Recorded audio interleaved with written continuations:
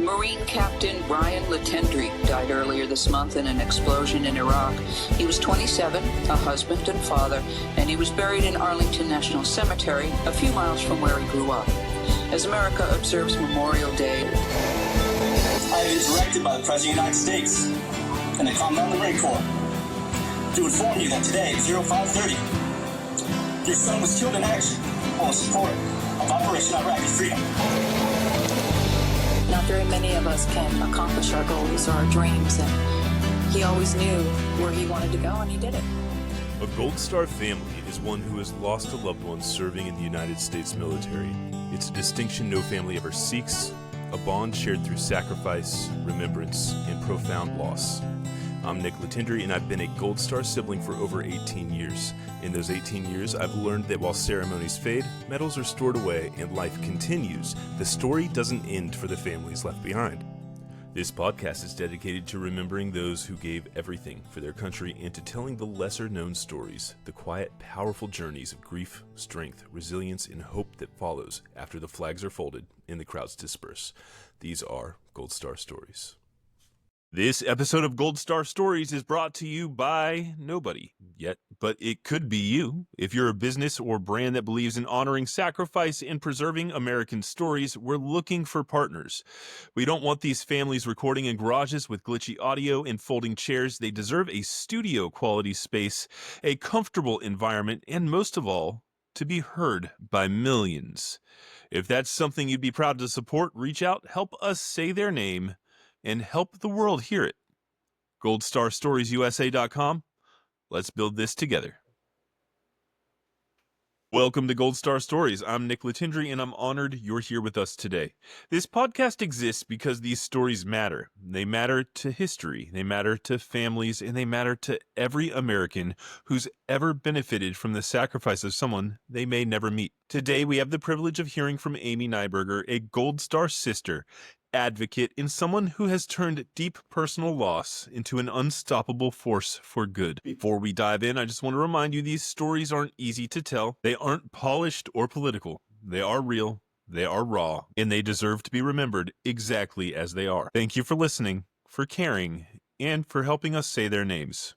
Let's get started. So tell me a little bit about your brother and just your relationship growing up as far as the dynamics, the age gap, all that kind of stuff. Well, my brother, Chris, was born in the Bronx, New York, while we were living there for my dad's medical training.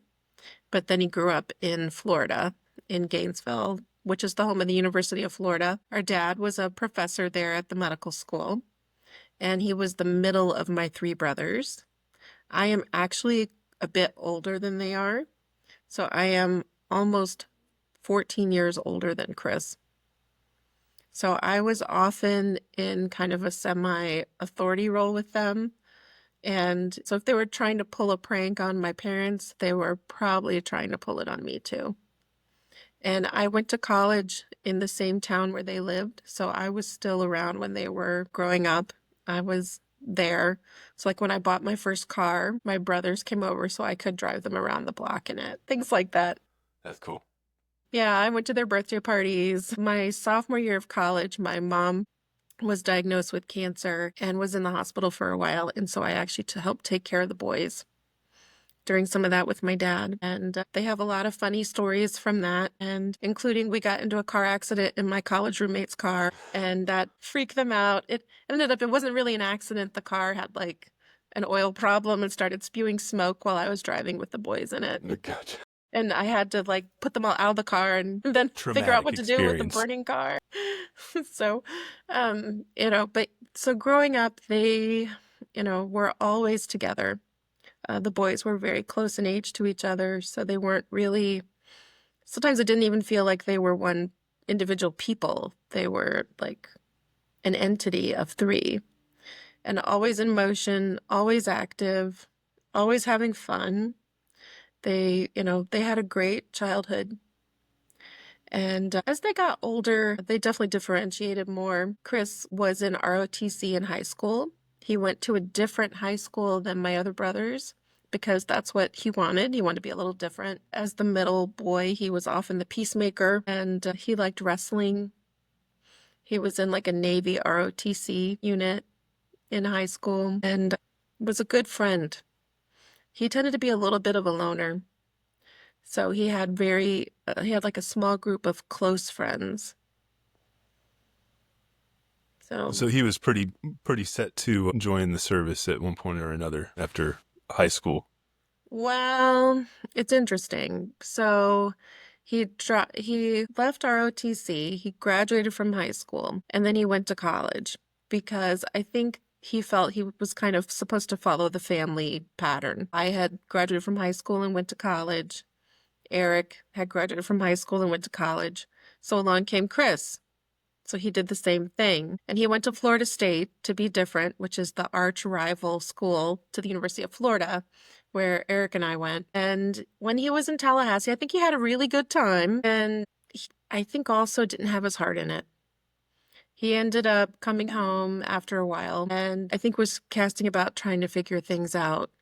And he decided to join the military. The Iraq War had already started at that point. He and the other boys, of course, were in school when 9/11 happened. Military service was something I think they had always talked about.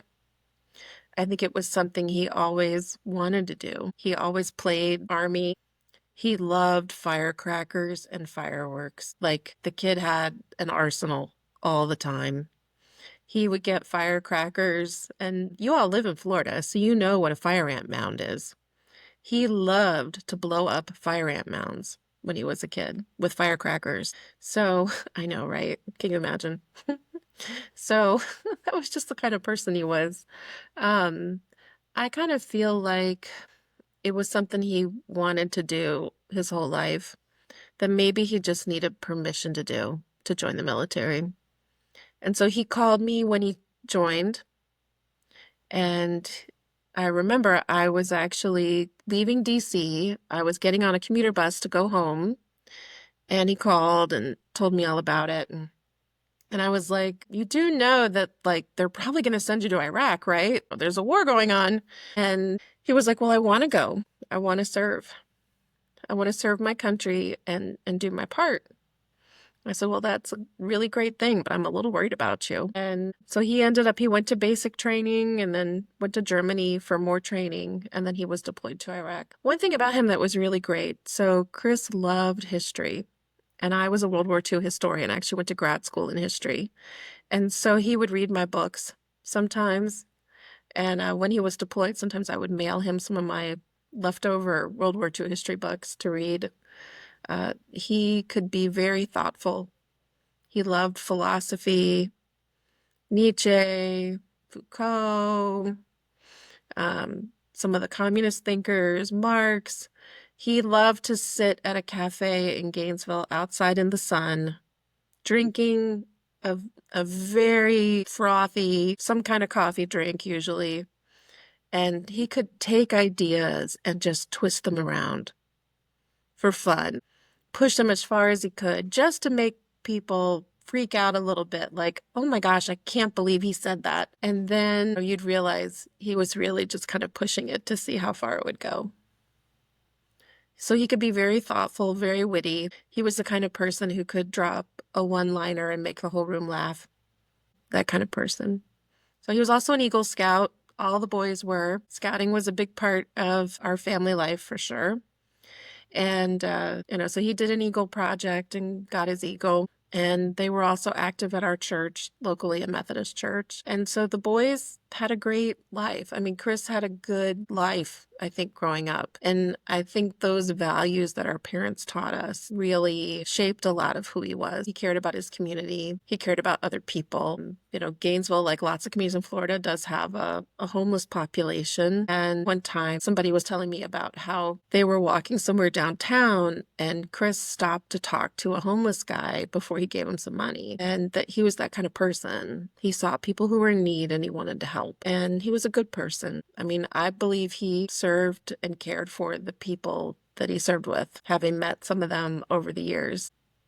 And when he was in Germany for training, the historian in him really came out because he would look up online like where there were old ruins or things he could go see, especially World War II related. And when he had free time on the weekend, off he would go with a couple of buddies to go check it out. Like, that's the kind of person he was. Very adventuresome, loved to explore, loved history, loved ideas. Tended to have just a few close friends, not like dozens of friends, but that meant he had really good ones. And he was a good friend back to them too. Can you tell me a little bit about how you found out? The day that we kind of get the news is, for me, etched in my memory forever, and it seems like everybody else that I've talked to has a similar story. Yeah, life definitely goes into before and after for me. So we were on vacation at the beach on Tybee Island in Georgia. And I was with my now ex-husband and two of my teenage stepchildren. And we were at the beach on like a family vacation with a whole bunch of other people that we had gone to the beach with for a couple of years in a row. And I had gone back to the house. We were renting like a little beach house a couple of blocks from the beach just for us to stay in. And with this group, we would rotate dinners every night. It was like 25, 30 people, and it was our night to cook. And so I left everybody at the beach early, and we had rented these little coaster bikes. So I was pedaling the bike, and I had like all the junk you take to the beach with you, right? Your sandy beach towel, your books, your magazine, whatever. I'm pedaling along, and I felt really carefree. Like, I remember that feeling like, okay, I'm out of the work in the rat race in DC for a week. We had just gotten to the beach, like I think the day before. And I was finally feeling relaxed, and I was thinking about what I was going to cook. And then I noticed on my cell phone that my mom had tried to call. And I was like, I wonder what's going on. So I stopped like under a shade tree and tried to call her back, and I just got voicemail. So then I kept pedaling, and I just had this feeling that something was wrong.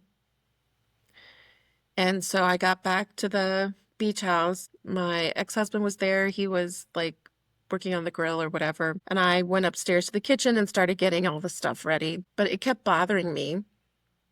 And so I kept trying to call my mom, and I couldn't get through. And so I called my aunt, and she told me that Chris had died in Iraq and that he wouldn't be coming home. And then I dropped the phone and I started screaming. And I ran out of the beach house and downstairs to where my husband was. And he had jumped in the pool to like cool off. It was like in the middle in like an inner tube. So I'm like screaming. And I got to the gate for the pool, and I couldn't figure out how to open it. It was like my brain wouldn't work. I was still screaming over and over, he's dead. And my husband got out of the pool, and I managed to get the gate open.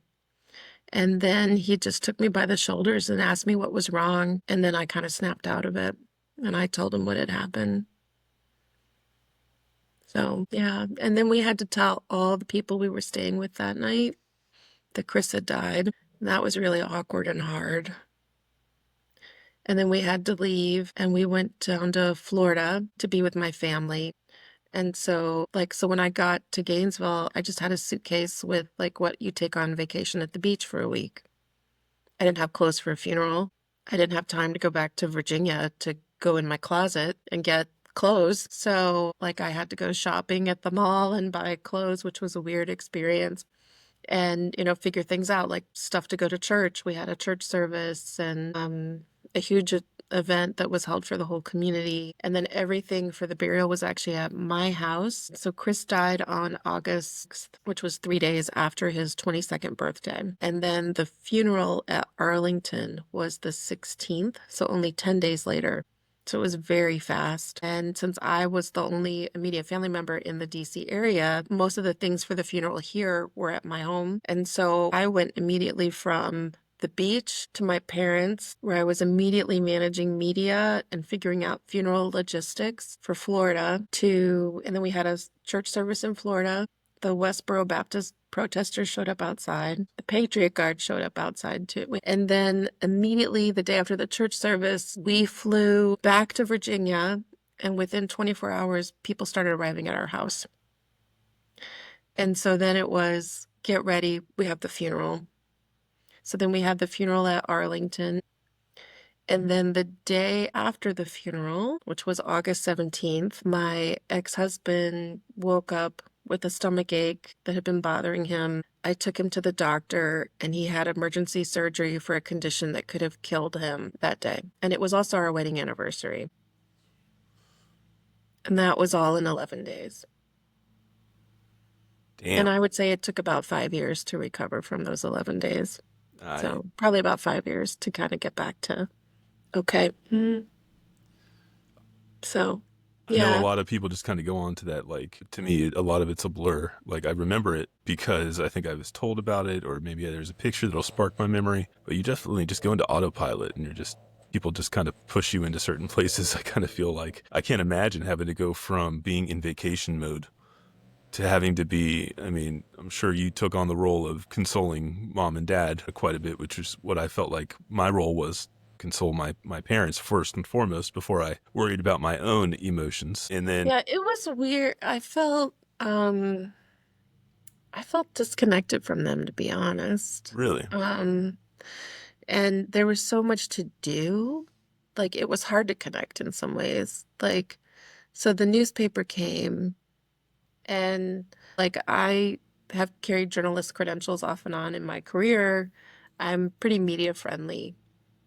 And I think it was important to do media, at least in a limited way, which is what we opted to do, just so people had the story right and so we could influence it in the way that we wanted. Because otherwise, they would just come up with stuff.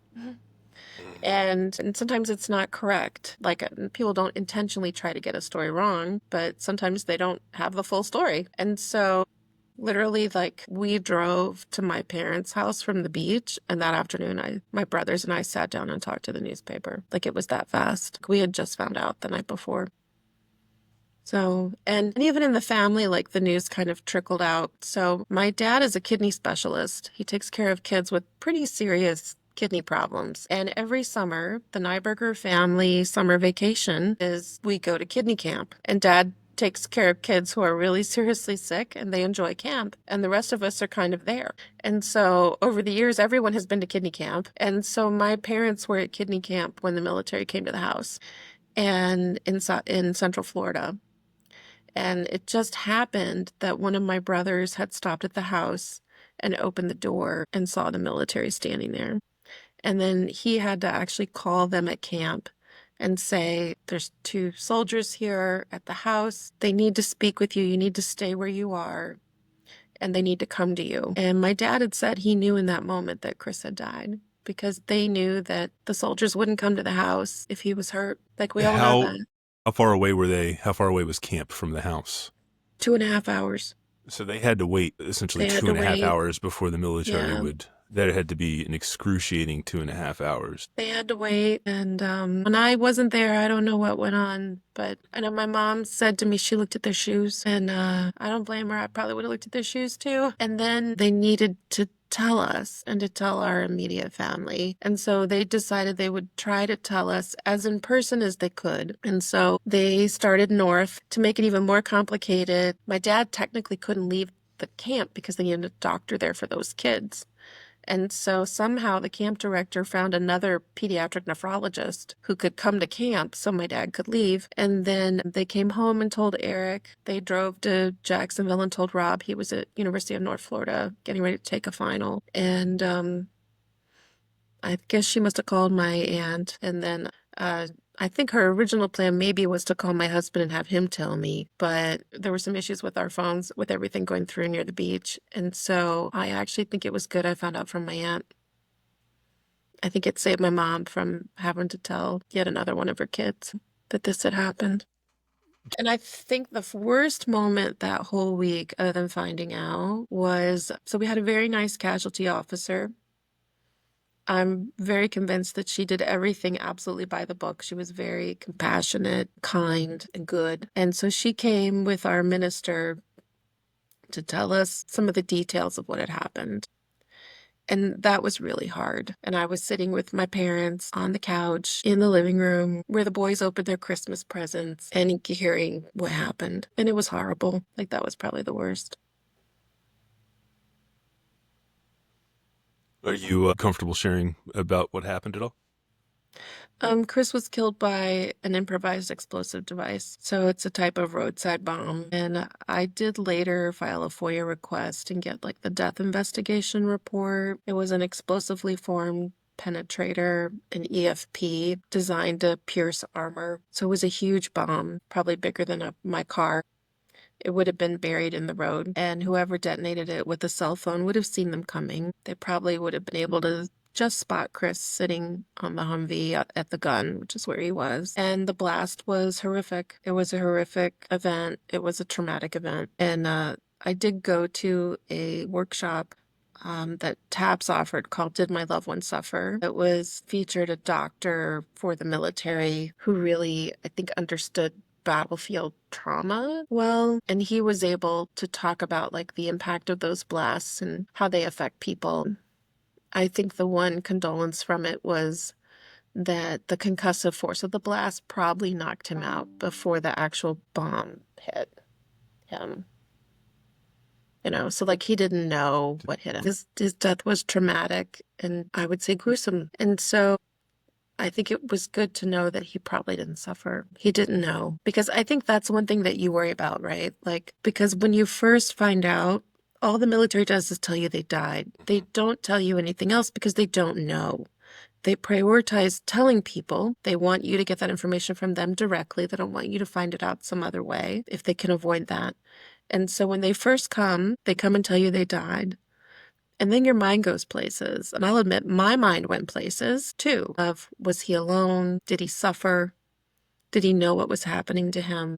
I had in my mind pictures of, insurgents jump on the Humvee and drag him off. And, you think of horrible things in your mind.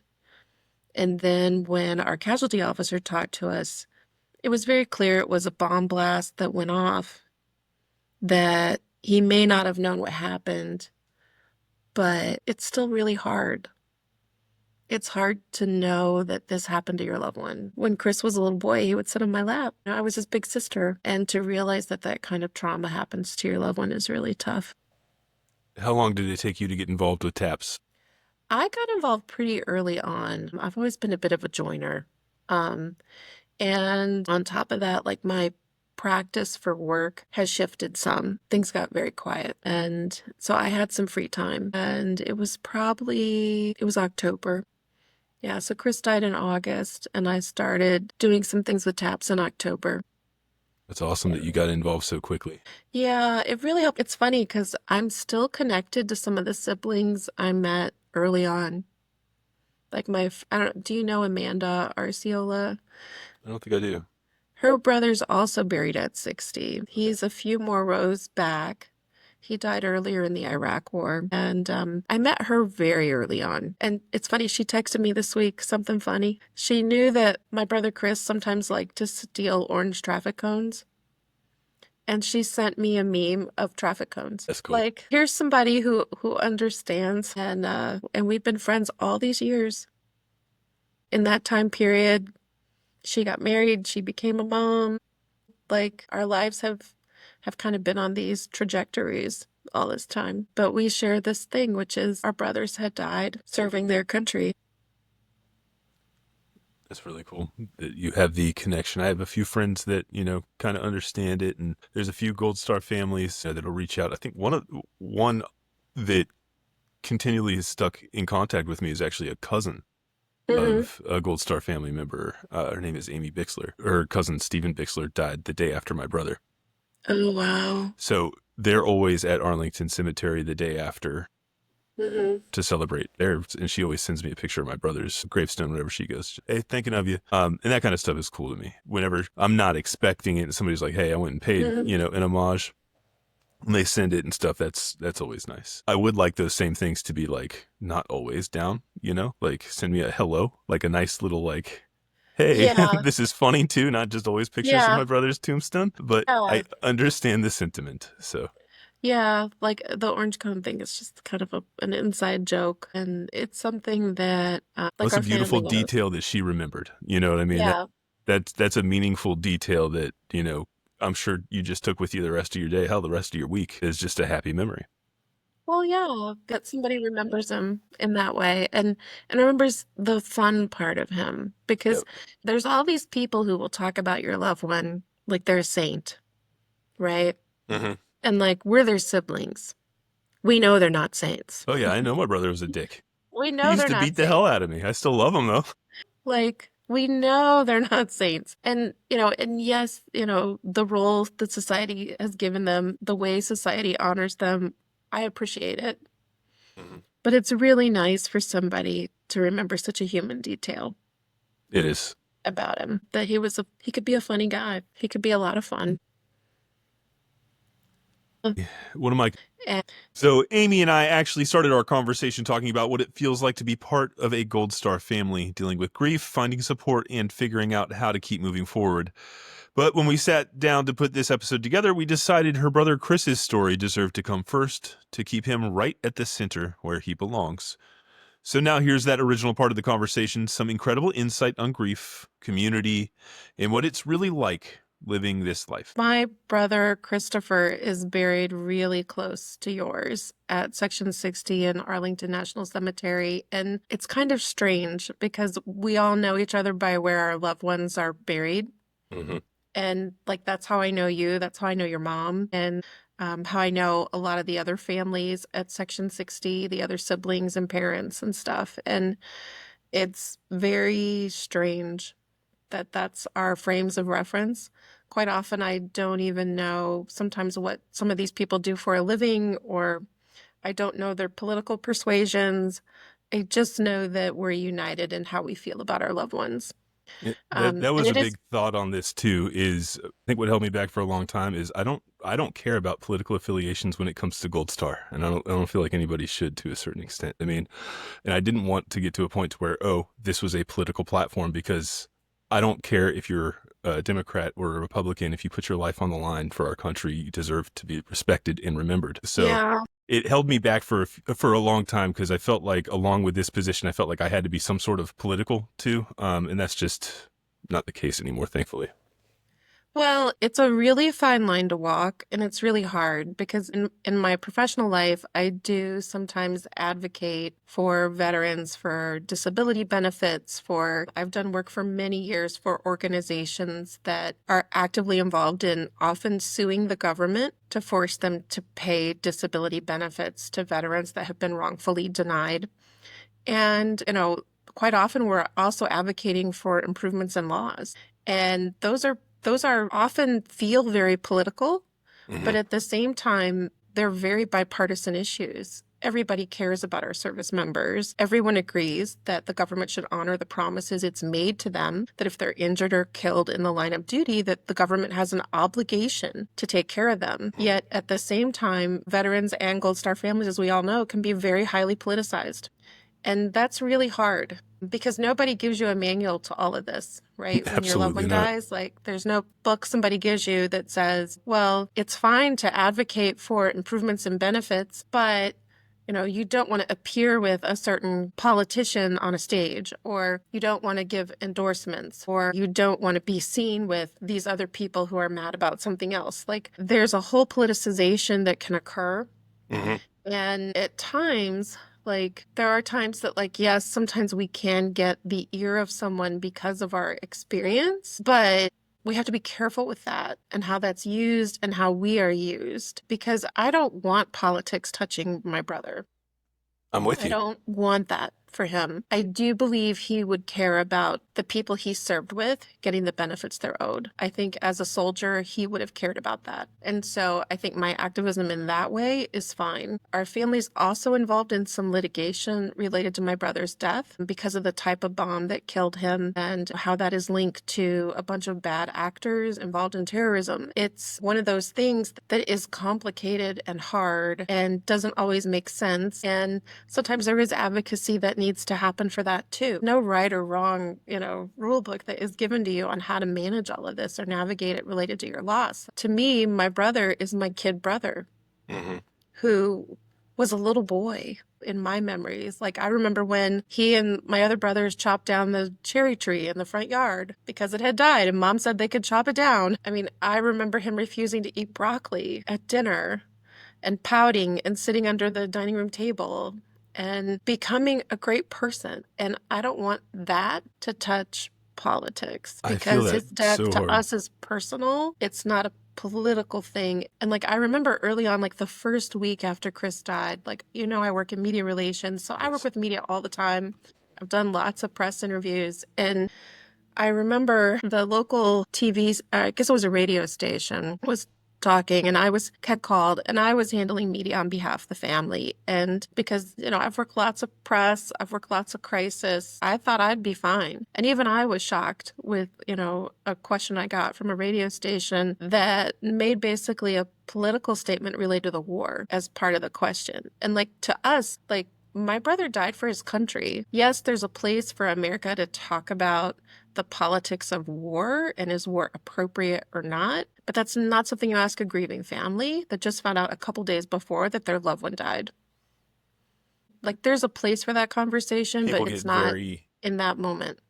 That has been one of my biggest hangups for reaching out to families, Yeah. because I don't want them to automatically assume that I have any underlying ulterior motive behind this other than I want to make sure these stories are told. I started within the past year, I just started thinking about like, my mom has not had these opportunities. She tells me these stories herself on the phone, and I'm just always like, God damn, should I go grab my kid so that they can hear this too? But it's never, my kid doesn't want to hear it right then and there. Yeah. But it's a story at some point they're gonna want to hear. You know what I mean? Like, it's just like, oh, this is incredible. Something that just popped into her head out of nowhere that we made this connection over and made us both cry. And I'm like, oh, that was so beautiful. I wish I could, of course I can relay it to my children, but it's not going to hit the same as, their meme relaying it to them. So that's really what just kind of lit a fire under our ass on this. And we were just like, I know there's other families that want to preserve these legacies, and more than just writings and pictures and stuff like that. If I can capture these heartfelt like stories where you can really just feel the emotions behind the loss, that's the goal for this entire project. So I think it's great. well, I think what you're I'm doing glad is that you helped me great. understand the political side of it. I'm not sure that I needed to hear I knew I needed to hear that part of your insight on it. I think America needs to hear it. No, because I agree. There's times that like we get asked to do stuff, and like I will be very specific about certain questions I will ask. So for example, I live in a small community in Virginia. Our town has a Memorial Day ceremony. Most of our local Gold Star families do not attend because all of our loved ones are buried at Arlington. So periodically someone will go though and make remarks, which is great. But then when there's other events around town, if one of us is invited, we will always ask if any of the others have been invited, because we, want to know that everybody is included, regardless of how their loved one died. Because there's a local family here. Their son was a volunteer firefighter. He was a Marine like your brother, and he died in a training accident while preparing for deployment. A horrible like mortar training explosion, I think it was, or something. And I mean, just horrible. And the whole town turned out for the funeral, but it's not considered a KIA. It's not killed in action. And so I never want that family to not And those include labels it. have never made sense to me. Like the loss has always just been so just intense that how could you put a label How can you put a label on that? on Their it and son say, is oh, well, serving. this one we're going to pay attention to, and this one we're not, because it's the sacrifice is the same weight, whether they've gone over to war or they haven't even made it there yet. They've made that commitment. They signed on the lines. They said, hey, I'm willing to do what it takes to make sure that this mission can be served. Then Yeah. they deserve the recognition. They deserve the memorialization. Yeah. That's my and- thought process on it. Yeah, and there's another family here where he came home with a type of cancer linked to burn pit exposure and literally died horrifically in front of his young wife and two very young children. And the girls are about the same age as my daughter. We know them from Taekwondo, actually, when we were into that world. And I never want her excluded. She's raising those girls to remember their dad. And she's bringing them to different things. And so when somebody calls and says, oh, we'd like for the Gold Star families to come, I'm always going to ask, did you invite this one? Did you invite that one? Because I don't want them left behind. I want those girls there with mine. I want us to all sit there together and be a community together. The second interview I had on this podcast was with a woman whose husband basically was marked as AWOL for 2 weeks, but he was actually dead. So he was considered not active duty when, and even though he was obviously active duty, like they marked him AWOL instead of going to check on him. So she misses out on that title and the benefits along with it. And that is just mind blowing to me.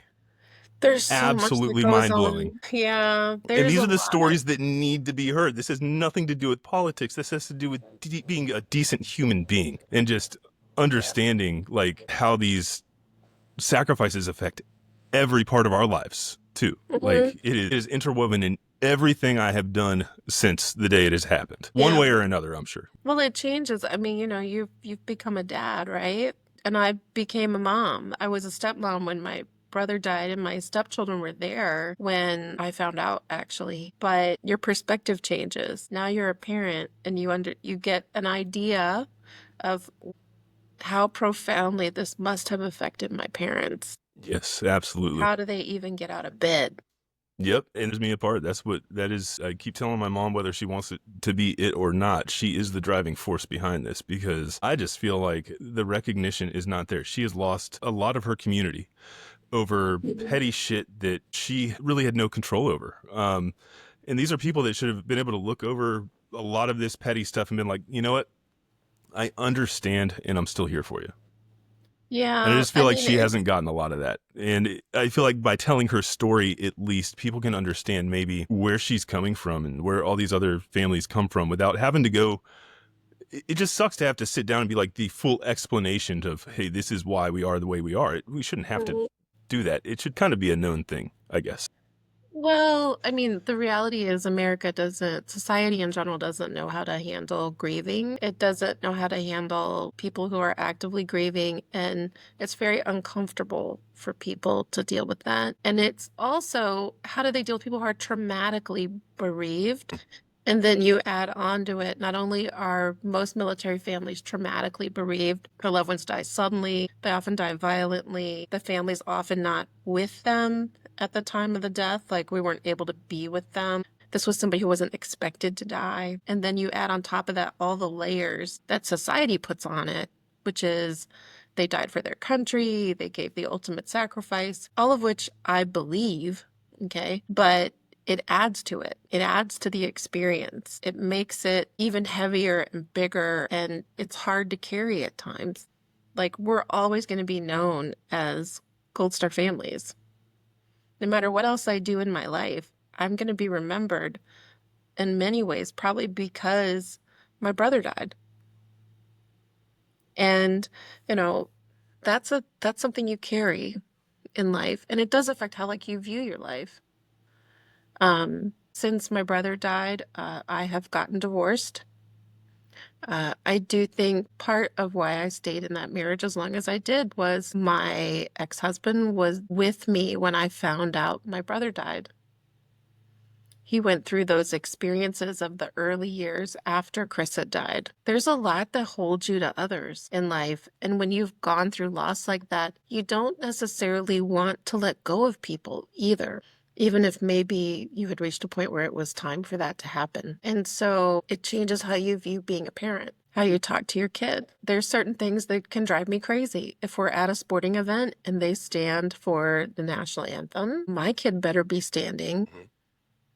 And people around me need to be quiet because I just view it as disrespectful. It's not like a big ask. I mean, this is not a big, long thing. Same way.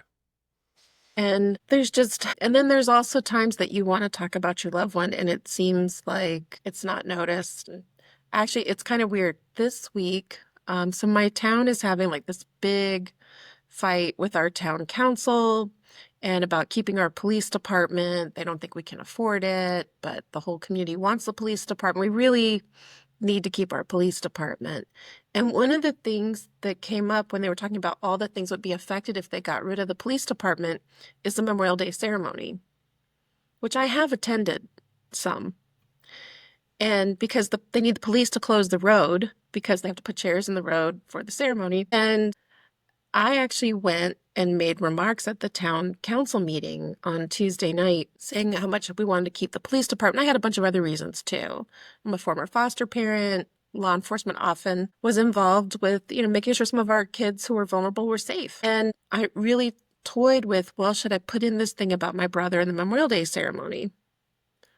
It'll make me more emotional. I won't be able to be as matter of fact. It might upset me. And sure enough, when I got up to talk, I was emotional and slightly upset. And I'm like, maybe I shouldn't have put this in. Maybe I should have just stuck to the original stuff I wanted to say as a business owner and a former foster parent and all of that. But I thought it was important to say that this community event that honors our loved ones, which my town has been very nice about always including my brother in that ceremony, even though we did not live here at the time that he died and he never visited here. But it means something to me that the community still tries to honor my brother. That's and beautiful. Includes his name on the list. And that if this ceremony went away, then he wouldn't be remembered in that way. So it's hard to know sometimes what is the right place or the right tone. And even if you go in with like the right intention, like I had the right intention, well, I should mention this impact. It is something that's important. But at the same time, I got a little emotional during my speech. I wasn't happy about that. I struggle with when to use it as well, because I feel like it's almost one of those, like, you're dropping a mic, you know what I mean? It's like, I am this. And I don't want it to be like that. I don't necessarily want it to be, this is why I'm getting the way that I'm getting it. You know what I mean? I'm not trying to use it as leverage, but I want it to be known still that it is part of my story and it is part of the reason why I am doing what I'm doing. And it's tough to kind of balance the two of those things, especially in this instance with this podcast thing. I'm trying to tell people like, hey guys, I understand that this may seem like some sort of like a commercial endeavor for you, and that, hey, I'm asking like, hey, can you help me with like 10 to 20 bucks to help keep things going? I hate having that as like, oh, I'm doing it because I'm trying to do Gold Star stuff. It's me asking for money for Gold Star stuff again. But it's like, if CNN or NBC or whatever was doing it, they have these big sponsors coming through. You know what I mean? They're paying them thousands of dollars, and nobody bats an eye about the fact that they monetize our stories that way. And I'm not even trying to monetize all the time. Right. Yeah, and I'm not even trying to monetize them like that. I just want to make sure that we can keep these things funded. And in the back of my head, I'm just like, I feel such incredible guilt for asking the community for help to keep this project going. And I have to continually tell myself that it's okay to ask for help. There's going to be other people that want to keep this going, and if we just keep plowing through. But it's just interesting to hear you say that, because I think of that often when I'm reaching out to people and I have a cause that I feel strongly about that reaches into the Gold Star community. I always think twice. Do I bring that up? Is it fair for me to drop that in? If I can sell the point without me bringing it up, I usually try to at this point, because I don't want people to automatically associate me with that and put me into this certain group. Because there's a lot of times I feel like people respect it, but then they're also like, that's also a lot for me to handle, and I'm going to back away. Yeah. There's definitely, the saying is grief rewrites your address book, right? And there's people who I've never heard that. Respect it, and there's people who are fine with it and are great. And then there's people who really cannot handle it. And I would say that was true for me, that there were people who really were great and came through when my brother died. And there were people who I just didn't hear from again, where life just moved on. And I have to think sometimes that's because maybe they couldn't handle that kind of experience, or maybe it was just too tough for them. And a lot of people just don't know what to say. And the reality is, you don't have to know what to say. You just have to show up. You don't need somebody to constantly be like, hey, thinking about your brother today, or, all that. Just be like, hey, how's it going? You know what I mean? Just check in on us, just say, I don't need to constantly be consoled, or you don't have to constantly tell me how you're honoring him in some way or another. I don't need that. Just check in on me. Like, the majority of my family up north just does not check in on us whatsoever, unless there is some sort of like ceremonial thing going on. They'll post all kinds of, stuff on their Facebook honoring him, but nobody reaches out to us. I got one cousin who's awesome. He actually reaches out constantly for my kids' birthdays and stuff. He's great. But for the most part, we just feel very isolated. Like, they don't know how to approach us. And I realized that my family was created after this. There may have been a certain persona they've built for me because of how I acted during that time frame, trying to go play music. And that was my way of, kind of getting rid of my grief. And maybe they saw that as peacocking or something. I'm not sure. Whatever it is, everybody's just kind of gone silent. It's like, where is that side of my family my kid is named after?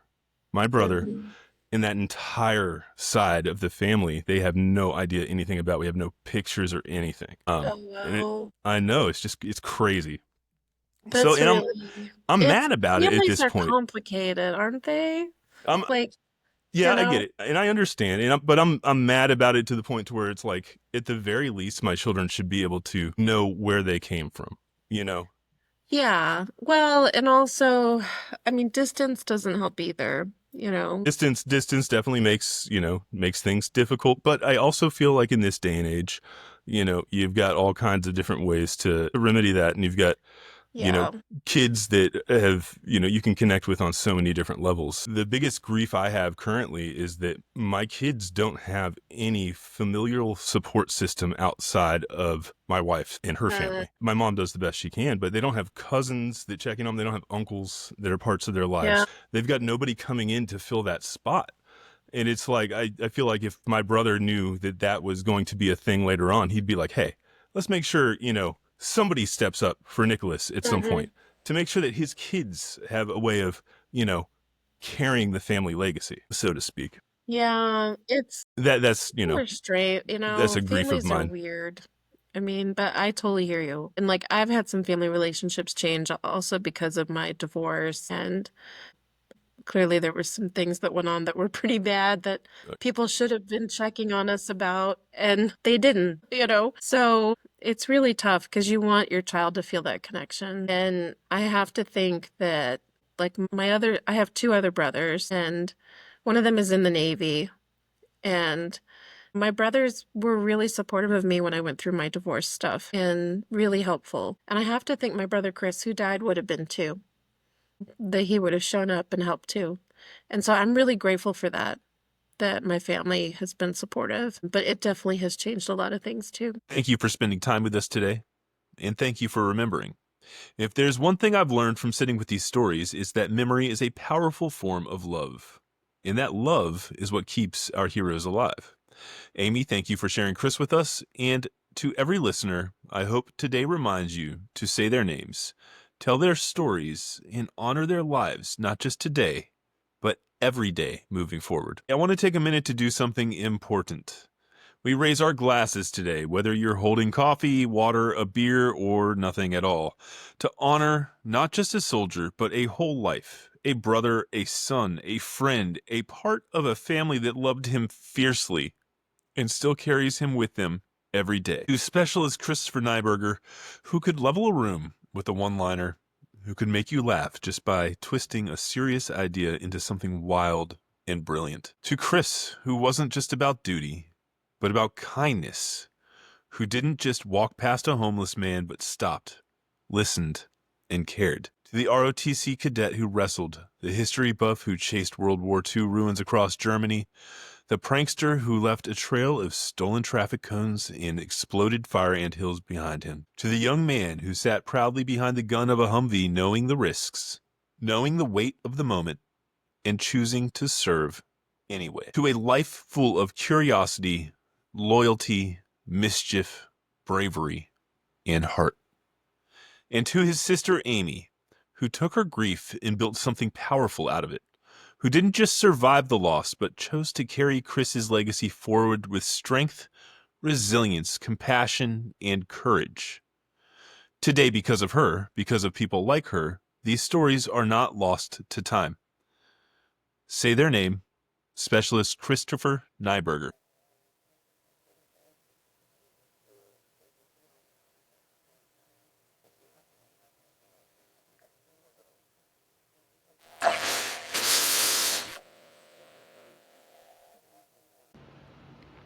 These episodes have been brought to you by us and our 4 supporters: Danielle Metal, June Latendry, Jackie Mullins, and Terry Mullins.